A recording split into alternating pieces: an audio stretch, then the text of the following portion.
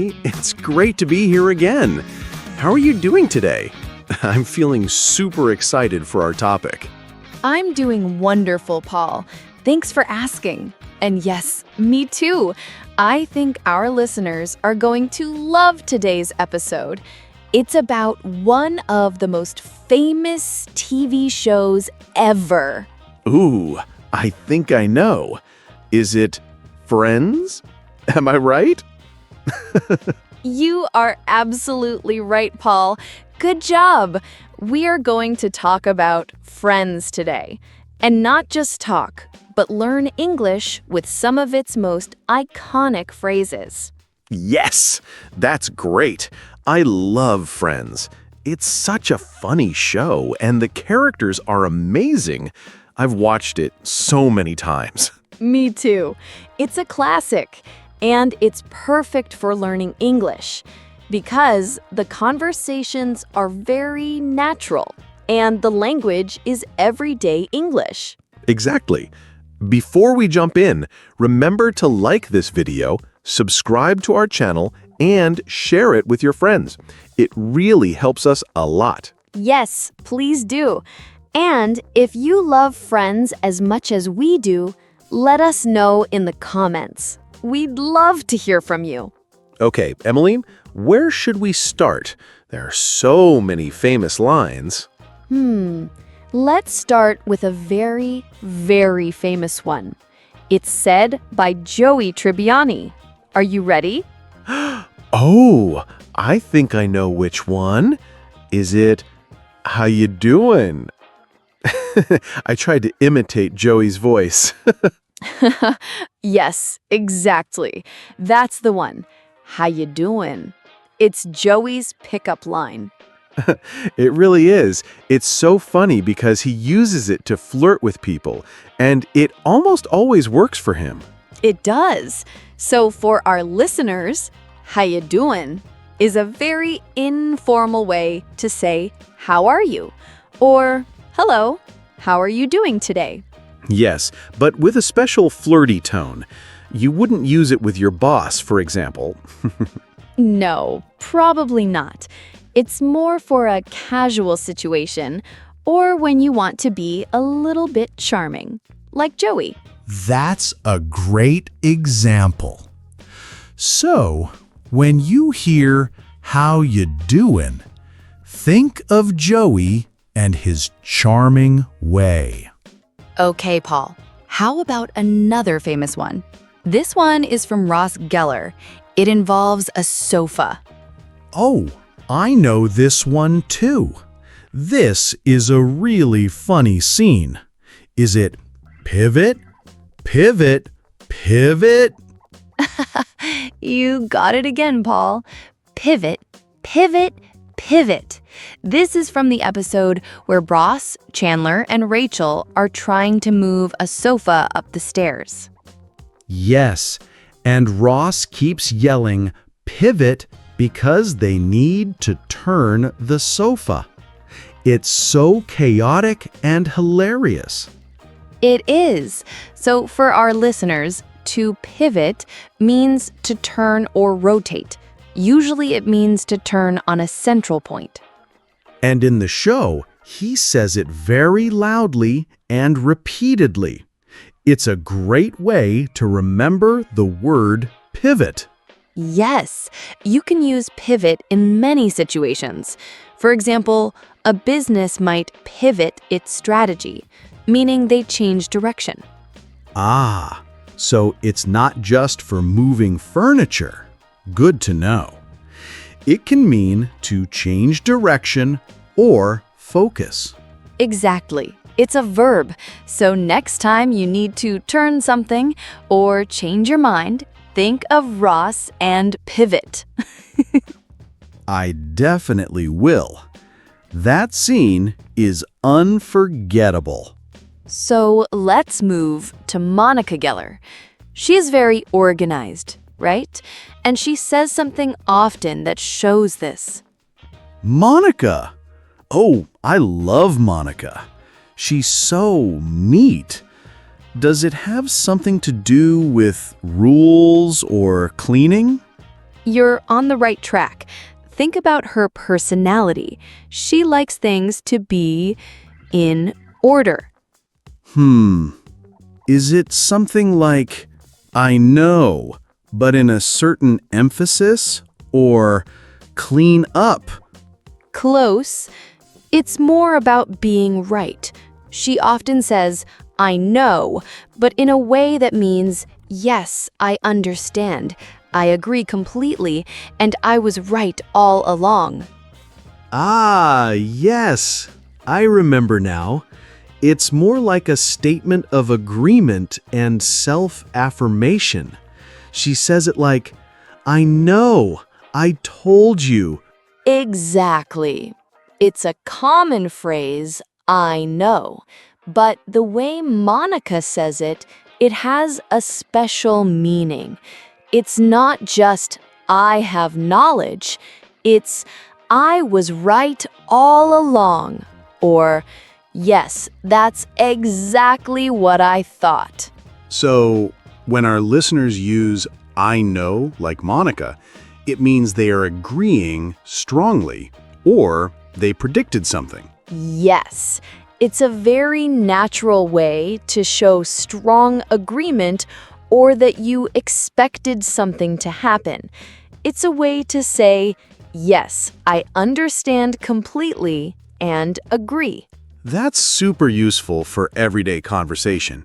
It adds a little bit of personality to your agreement. Okay, how about Chandler Bing? He's famous for his sarcasm. He has a particular phrase he uses when he's making a sarcastic remark. Oh, Chandler. Oh, he's my favorite. His jokes are the best. Is it related to his job, maybe, or something ironic? Think about when someone says something very obvious and Chandler wants to make a joke about it. He might say, could this be any more ridiculous? Yes. Could this be any more obvious? He always emphasizes the be. You got it. For example, could this be any more obvious? Or could this be any more boring? It's his signature. It's a rhetorical question. He doesn't really expect an answer. He's just making a point, often sarcastically. Yes, exactly. It's a way to say that something is very much whatever adjective he uses. Could this be any more fun? Means this is not fun at all. Ah, so it's used for emphasis, often to highlight the opposite of what is being said. That's very Chandler. It is. So our listeners can use this phrase when they want to be a little bit funny or sarcastic about something. Remember to emphasize the be. That's a great tip. It really makes a difference in how it sounds. Now, let's talk about Phoebe Buffay. She's very unique and has some funny songs, but she also has a very positive and simple way of looking at things. Phoebe. She's so sweet and quirky. Is it one of her song lyrics? Maybe Smelly Cat? Not exactly a song lyric, but a phrase she often says. It shows her optimism and perhaps a bit of her quirky logic. She sometimes says something like, "Oh, I wish I could, but I don't want to." Yes, she does. It's so direct and honest. Oh, I wish I could, but I don't want to. Exactly. It's a very straightforward way to decline an invitation or request. It's funny because it's so honest. Most people would try to make an excuse, right? But Phoebe just says the truth, in her own way. Yes, it's a very informal and slightly humorous way to say no. It shows that she values her own feelings.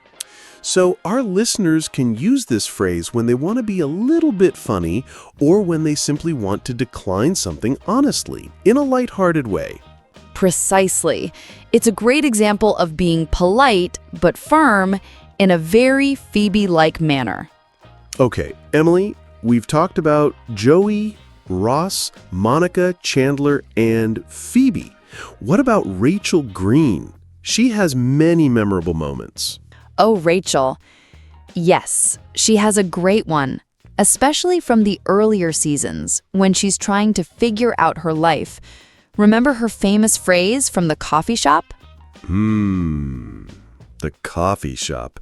Central Perk. Is it about her job there? Something like, I'm just a waitress? Close. It's more about her situation and her feeling a bit lost. She often says, it's like, I'm a shoe. Oh, yes. It's like I'm a shoe or a hat or a purse.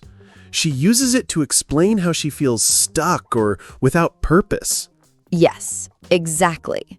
When she says, it's like I'm a shoe, she means she feels like an object, not a person with a meaningful life.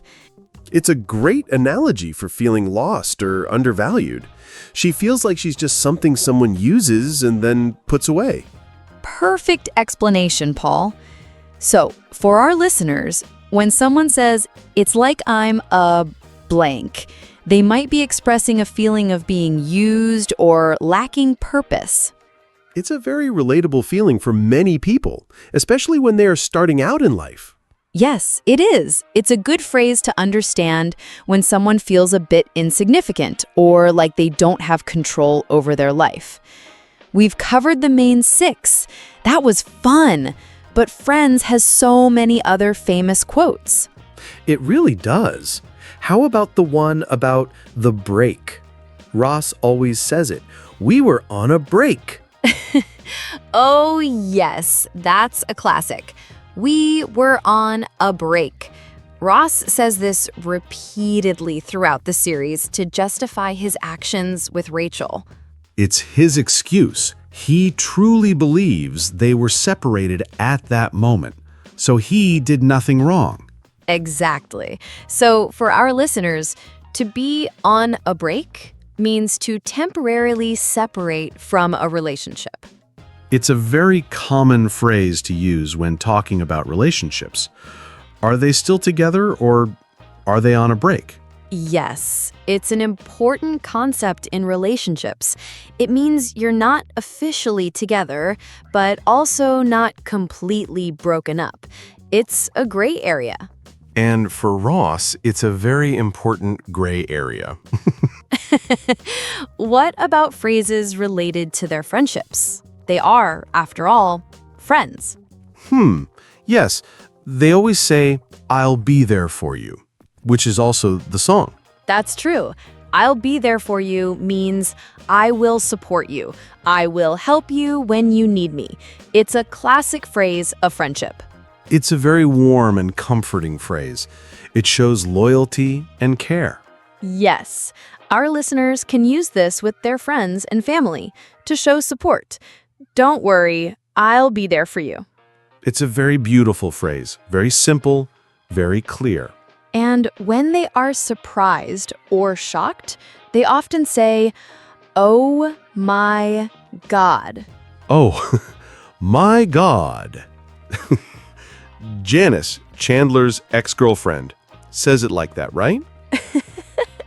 Yes, you got Janice's voice perfectly, Paul. "Oh my God" is a very common expression of surprise, shock, or excitement. It's used all the time in English, for good things and for bad things. Exactly. "Oh my God, that's amazing." Or, "Oh my God, I can't believe that happened." It's a great phrase for our listeners to use when they want to show strong emotion quickly. How about a phrase that shows agreement, but a strong one, like when Monica is making a point and someone completely agrees? Oh, I think I know. Is it I know, but a different kind of I know? Yes, this is more like, You are so right, or that's so true. It's often used with an exclamation. Ah, yes. You are so right, or that's so true. They use it when someone says something very insightful. Exactly. When someone says something and it just clicks for you, you can say, "You are so right," or "That's so true." It's a great way to validate someone's point and show that you completely agree. Okay, Paul, one more friends phrase that's very common in everyday English. When something is very good or perfect. Something perfect. Like, it's perfect. Or, fantastic. Think about food. Monica is a chef, right? What might she say if a dish is absolutely perfect? Oh, it's a 10. Or maybe, this is the best. You're close.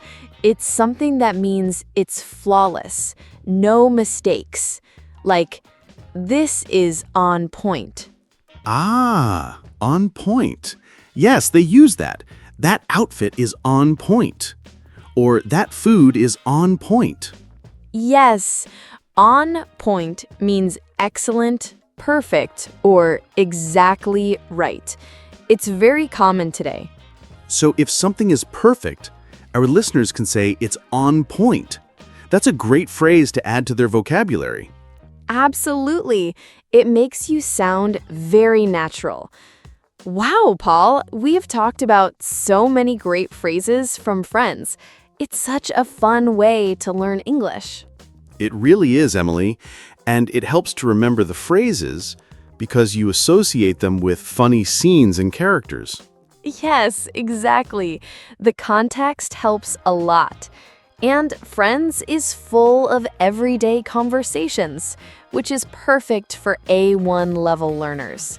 We hope our listeners enjoyed this episode and learned some new phrases. We really do. Remember to keep practicing English every day. Watch shows like Friends and try to catch these phrases. And don't forget to like this video, subscribe to Mr. English channel if you haven't already, and share this episode with your friends who love Friends. Yes, please do. And we want to hear from you. What's your favorite Friends quote? Or which character is your favorite? Let us know in the comments below. We love reading your messages.